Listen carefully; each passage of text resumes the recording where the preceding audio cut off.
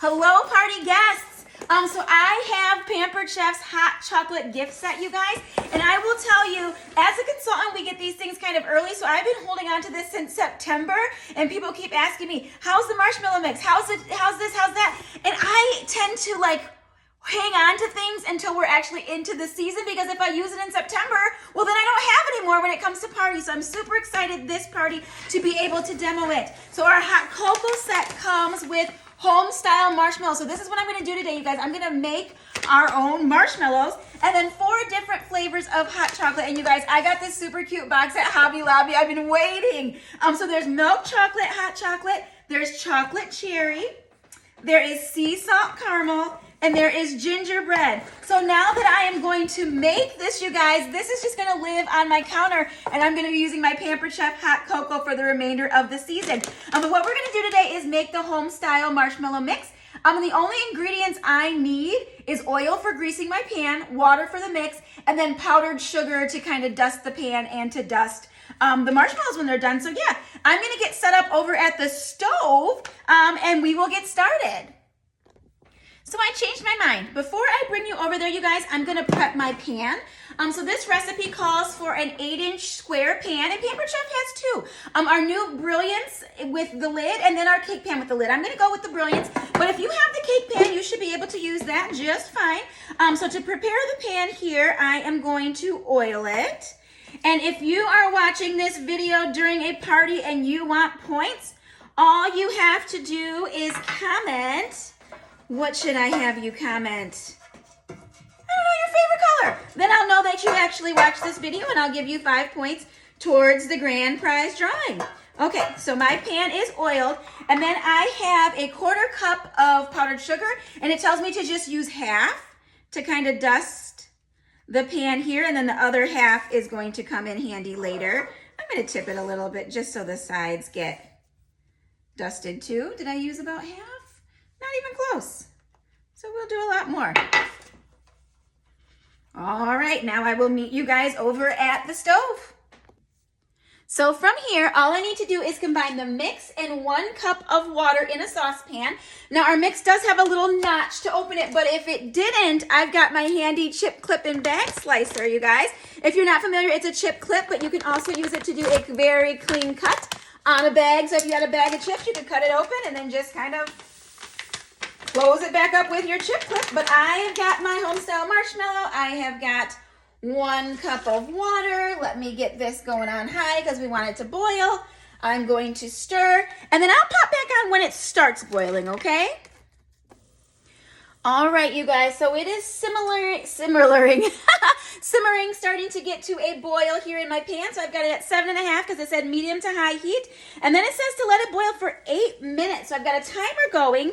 And then it tells me not to stir it, you guys, just to swirl it occasionally. So this is gonna take a little skill that I hope that I do have. But again, no matter how this goes, you're gonna see the end product, because I really do want you to know how easy, or if there's tricky on this, how the marshmallows go. All right, you guys, so it has been 8 minutes. This is what that mixture looks like. It smells really good, but it needs to cool for 3 minutes before I can move it to the stand mixer. Okay, you guys, I am following these directions to a T because I do not want to mess this up. So it has been 3 minutes. I'm going to pour this into my stand mixer. Doesn't equate to a ton of volume, but it's going to be in this mixer for 8 to 10 minutes, you guys, to fluff up into whatever it is going to do. So I'm going to bring you guys over so you can see the controls here. So the deluxe stand mixer is nice because you can scroll through settings, and each setting is going to let you know what tool to use. So you can see mix and beat. They're using this paddle attachment. Knead would be the dough hook, but we want to whip, and it is defaulting to 3.5 minutes. So I'm going to select whip, and it says 8 to 10 minutes, you guys. So I'm just going to pick 9 because why not split the difference? And just kind of keep an eye on it when it gets closer to see if I think I need to whip it longer or less. Oh my gosh, to get up to 9. But the nice thing about this mixer with the timer is once the timer goes off, you guys, the mixer is going to stop itself.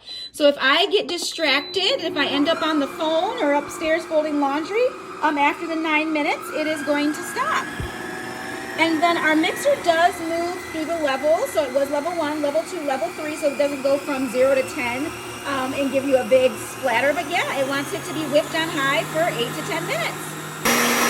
We are just a few minutes in and it is whipping up. It is white now instead of clear. So you guys, I am following this recipe to a T because I do not want to mess it up. So it tells me, and I've got my pan here dusted, to use a greased scraper. So I kind of use my basting brush to put oil on this guy. And I'm just going to scrape all the marshmallow out of my whipper first, and then I will get the rest out of the bowl. My goodness.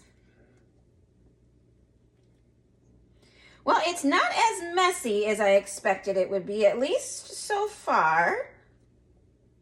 So that is good. Kind of a time-consuming thing, but I think this would be a fun thing to do with your kiddos on Christmas Eve if you're making hot chocolate while you're baking cookies before you leave all those things out for Santa at night. You know, I think that'd be kind of a fun thing to do, but it does take a grown-up to help here for sure. Gosh. Okay, I'm gonna move on to what is left in the bowl, I think. Get the rest out of here.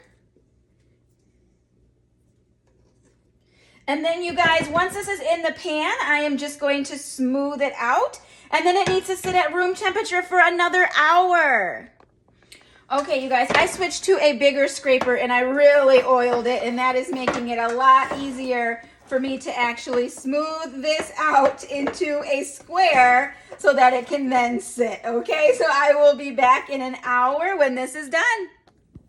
Okay, you guys, we have made it to the end here with our marshmallows. So the last step, after I let it cool, sit at room temperature for an hour, I'm supposed to remove it from the pan and place it on a cutting board coated in powdered sugar. So I'm gonna sprinkle powdered sugar here on my flexible cutting mat. I think that's covered, right? This is getting... And then as far as removing it, I don't know how easily that's going to be, but I've got yet another scraper. I'm glad I have a lot of scrapers. Oh, I think this is going to kind of slide out now that I've got my edges kind of freed. Let's see. Let's see. Is it going to come out in one big hunk? I think it is. Maybe I can just pull it out. Yep. I can just pull it out with my hands. And then I've got my knife, and so I can cut it into 2-inch cubes.